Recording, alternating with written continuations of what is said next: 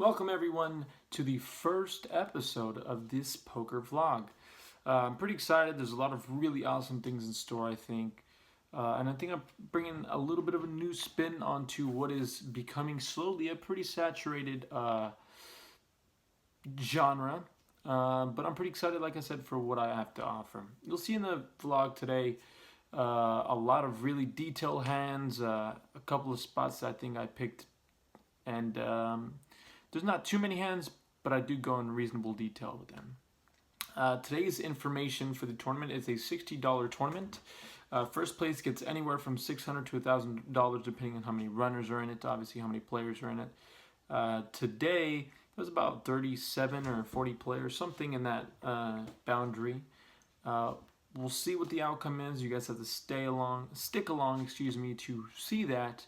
But moving forward, we have a lot of really awesome trips in store, so please make sure to leave a like, comment, and subscribe.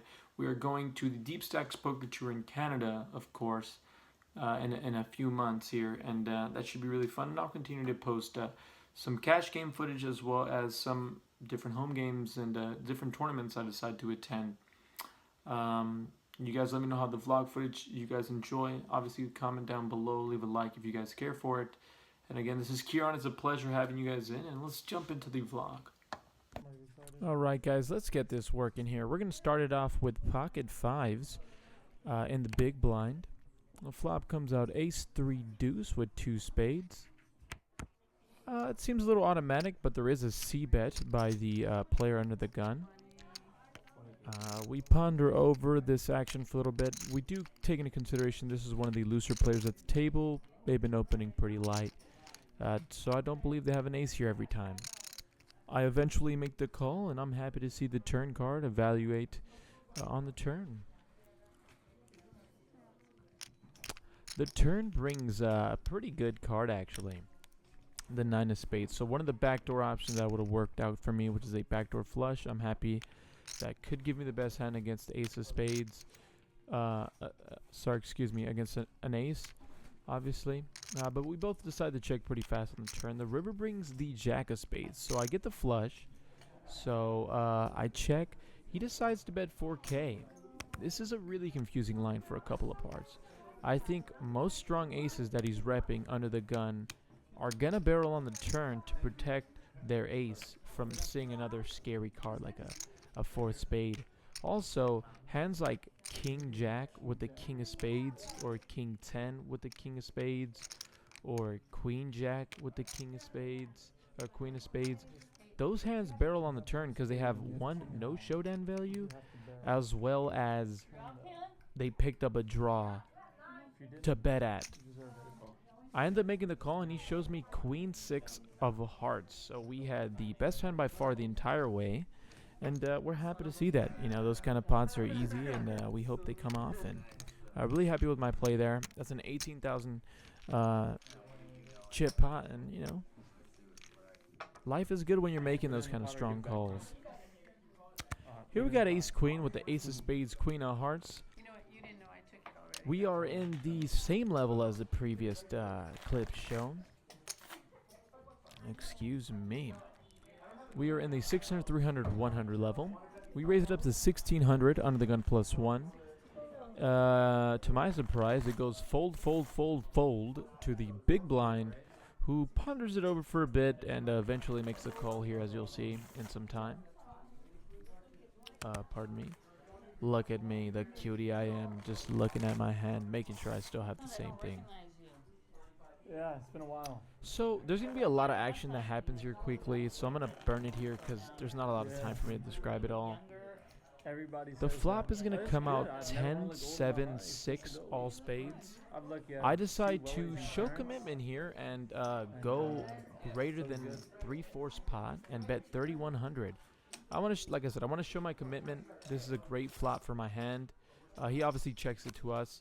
And I put out that nice sizable bet, 3,100. I'm really happy with my hand. I got 2 overs.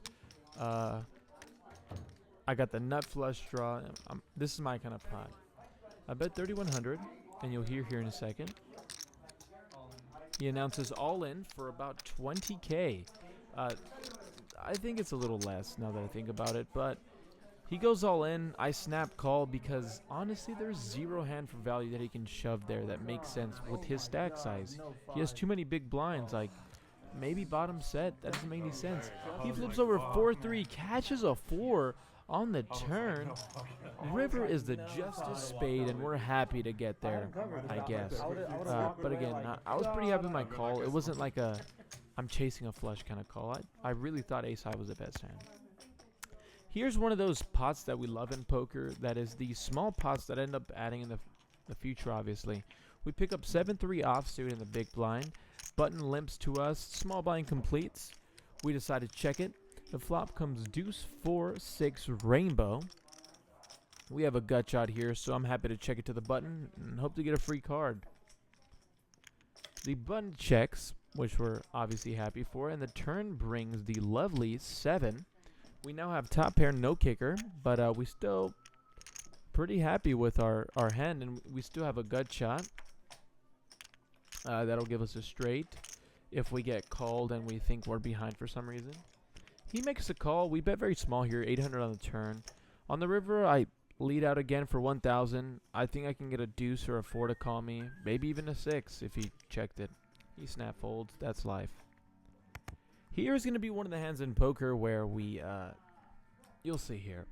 But we're fairly short-handed. I think we're 7-handed. Not short-handed, but we're 7-handed. I pick up King 10 under the gun plus 2. King 10 offsuit. Not my favorite hand to open with, but I have like 92k or something like that to start off the hand. And, you know, this is a great hand for how many big blinds we have at the moment.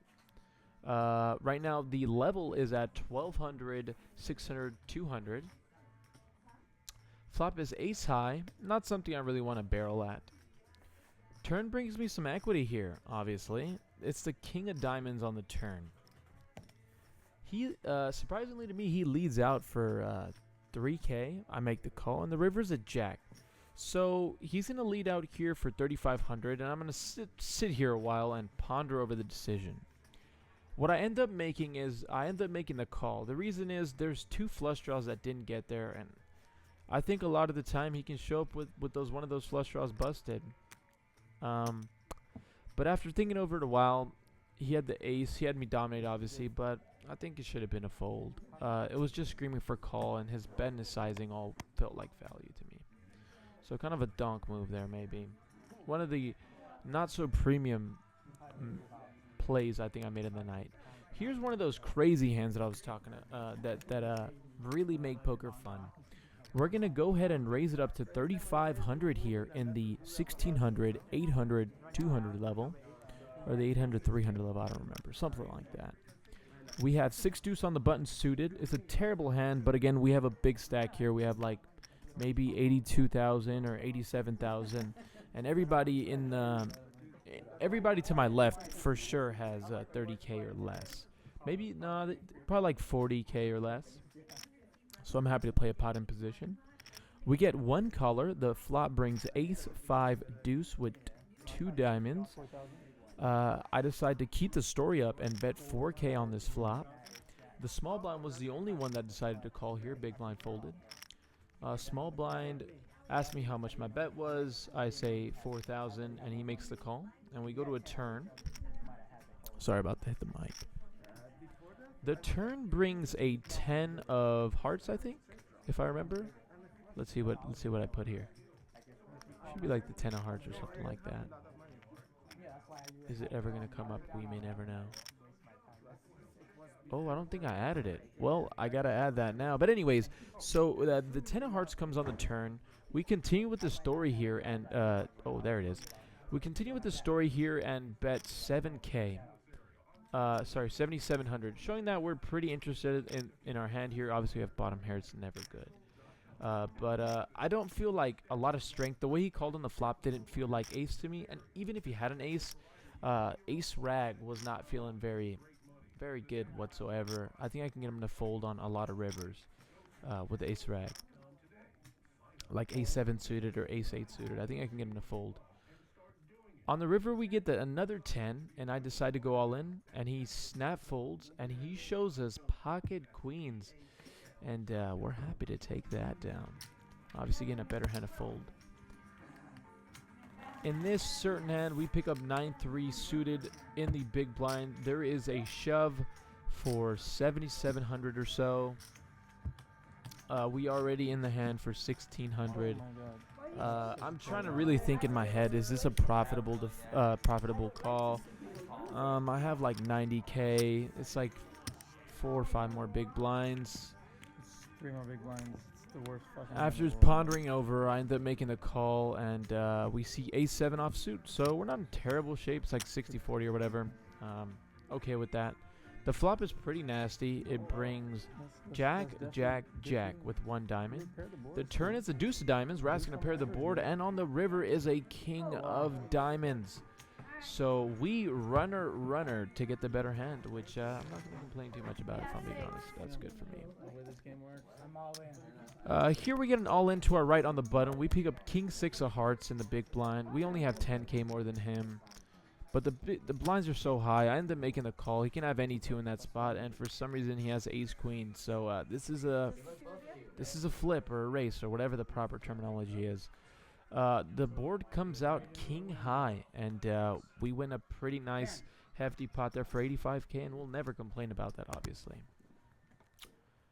Under the gun, we pick up king jack. Honestly, a lot of the times I should be folding because there's so many short stacks to my left, and as you'll see here, the short stack actually goes all in for 27k.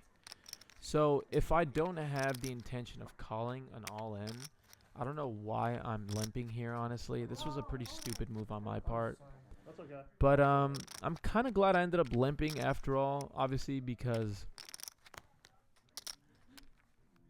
it should have been my thought process through. I should have given my opportunity to limp, let one of the other stacks shove that are obviously like less than half my current stack, and if a big blind decides to come along, or a big stack decides to come along, obviously I can fold, or I can play a flop with them. After thinking it over a little bit, I'm like, I have a pretty good hand, and I don't know what you think my perceived range is. He flips over jack 10 offsuit, which is pretty terrible if we're being honest, but to each their own. He had a, like, I don't know, like, not too much of a stack. We're pretty happy. We take it down. We turn a straight that we didn't need, and that's a pretty hefty pot. I think we get 130k in that. Like something like that. That's our stack size with a 77k pot. Here we go, folks. Moving forward. This is the best part of poker, is understanding where your opponents are at and what your stack can do to them. The pot right now is about 35k, and I think right here from what I can see, I have about 45k or 50k behind myself. I decided to make the squeeze play here with a very good blocker. I have the ace, meaning that there's less of a chance of another person having an ace here or waking up with it. And after a great deal of pondering to my left, I'm actually kind of curious as to what that person actually has. This is an older player. They play kind of face up, but they both limp to me here, and I think this is a great spot to squeeze. There's so much free money out there, and given that I only have like, how many big blinds do I have here? Man, I have like 4 or 5 big blinds behind. I think this is a very profitable shove because I'm going to fold to most flops. 40, 50, 59 it looks like, correct? Oh, 59k is what I had. Wow. So I love it here. 59k. I love this shove. Again, the only one I'm really worried about is the big stack, who has like 170k maybe. But with 60k, I'm going to put a pretty hefty dent into his stack. So I think he's going to fold even like ace-8 offsuit. So we end up getting a pretty sick spot here. We pick up ace-queen offsuit. There's an all-in for 48k. We have effectively like 90k behind. He ships it under the gun. We end up making the call after thinking about it for a really long time. You can't see that. I cut it out. We're up against 4s here. And we luckily win. The board runs out queen high, and that's a huge pot for us, and it takes us into the promised land, baby. That's what it does for us. And that's it, pretty much. The rest of the tournament just concludes of me finding spots to shove, me finding spots to raise. So I sped up most of the footage, and also when we got down to four-handed, my recording device decided to just destroy itself.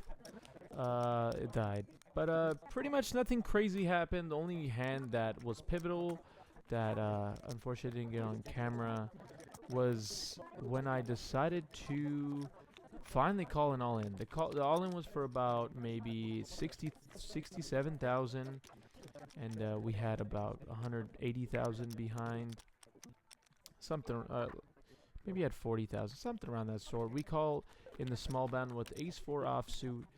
The board runs out Ace 4 something something something. Obviously we flop a pair and then river 2 pair. He shows us King 10 of diamonds. We had Ace 4 diamonds. We were ahead the whole time. Right after that hand, we talk ICM deals and we end up making the chop. Happy to take the deal, like I mentioned in the next clip, as to why I did so. But it was an awesome night, and I really can't speak highly enough for the tournament, and I think I played pretty well. Running through, I mean, I feel really good. I feel even better emotionally. It's been a really rough couple of.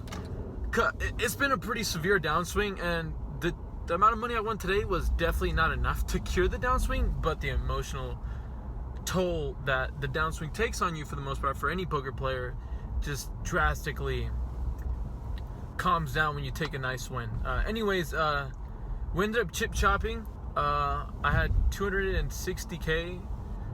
Second place had 160K, and third place, who benefited the most, had 29,000.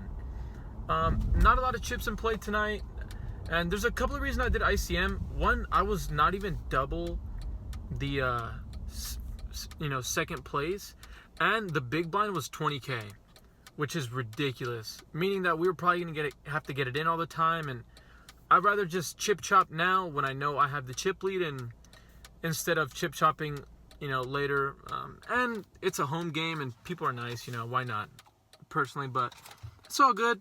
Ended up taking home myself $600, or like 600 and some change. Second place got 500 and some change, and third place got 340, I think. 340, 360, something like that. Thank you guys so much for getting to the end of this video. It was a long vlog. There was a lot of detail, and I actually took a lot of time to get it done today for you guys. I hope you guys appreciate this. Can be my first vlog. There was like a little monologue at the end, just me talking about the night, how it turned out for me, and all of that stuff. Man, I appreciate if you guys can leave a like, a comment, as well as subscribing to see more content like this. I'm traveling to Canada in a few months, and I keep playing home games as such. We'll learn poker together. We'll get better together, and like I said, I hope you guys come along for the ride. Thank you guys all again for stopping by. It was such a pleasure to have you in here. And that's pretty much it. Happy to win. I think I stated all the facts in the monologue. Chip chop for first place. And we're on to the next one. Thank you guys again for stopping by. It's a pleasure. Night.